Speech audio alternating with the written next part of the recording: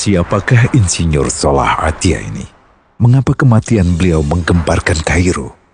Dengan pemakamannya yang dihadiri lebih dari 1,5 juta orang.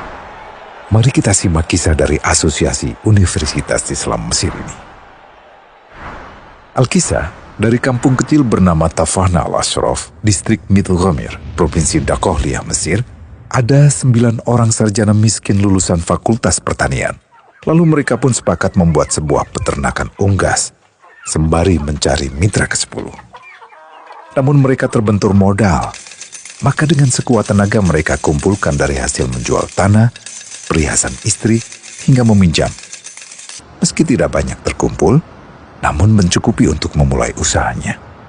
Pertanyaan tersisa, siapa mitra yang ke-10? Insinyur Solah, satu dari mereka, pun berkata, "Aku sudah menemukan mitra yang ke-10. Siapa?" kata teman-temannya. "Allah," lanjutnya. "Allah akan menjadi mitra usaha kita yang ke-10. Allah akan mendapat 10% dari keuntungan kita. Dengan perjanjian, Allah yang akan memberikan perlindungan dan pemeliharaan, keamanan dari segala wabah penyakit." Akhirnya mereka pun sepakat. Kontrak kerjasama pun ditulis secara rinci dan dicatatkan ke notaris, lengkap dengan peran mitra ke-10 tersebut. Tak disangka, setelah 1 musim bisnis mereka langsung meroket, jauh dari yang dibayangkan sebelumnya. Lalu mereka pun kembali bersepakat menambah jatah keuntungan mitra ke-10 menjadi 20% di musim kedua, dan begitu seterusnya hingga mencapai 50%. Lalu bagaimana keuntungan mitra ke-10 itu dialokasikan? Dimulai dengan membangun sekolah dasar Islam putra, lalu lanjut putri, kemudian sekolah menengah putra, kemudian putri. Tambah lagi madrasah aliyah putra, lalu putri. Tapi karena keuntungan terus membanjir, akhirnya dibentuklah Baitul Mal.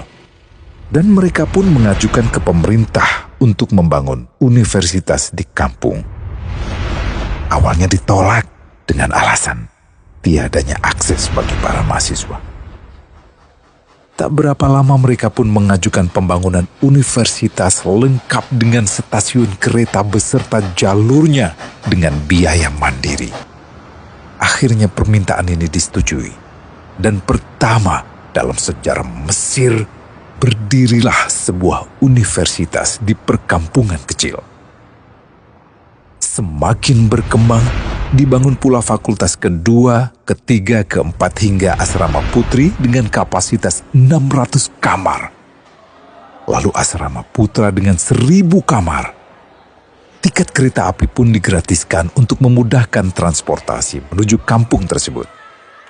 Tak cukup hanya itu, dibangun Baitul Mal berikutnya hingga hilang kemiskinan di daerah tersebut. Dan program ini diduplikasi ke kampung-kampung lain hingga bisa dikatakan tak ada kampung yang disinggahi Insinyur Solah kecuali akan dibangun Baitul Mal untuk warga. Bantuan pun diberikan untuk fakir miskin dan para janda.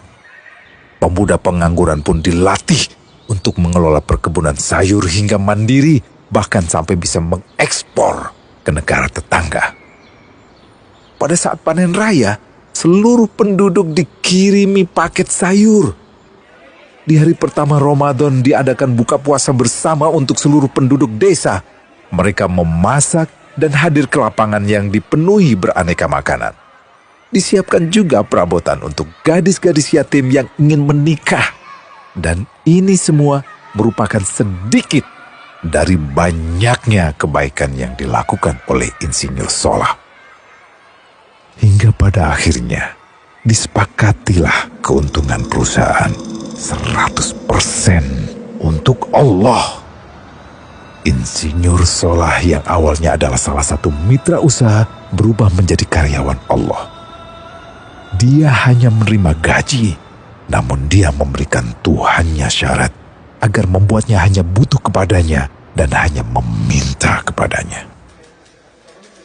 Inilah sosok Insinyur Solah Atia, aktor utama kisah menakjubkan ini. Keikhlasannya membuat ia sama sekali menolak terkenal di media massa. Dan kini, meski orang yang melibatkan Allah ke dalam bisnisnya ini telah wafat, terbayang seluruh amal jariahnya yang selalu mengalir untuknya. Masya Allah. Pertanyaannya, akankah ini hanya menjadi sebatas kisah saja? Atau menjadi teladan bagi kita untuk mengikuti jejaknya?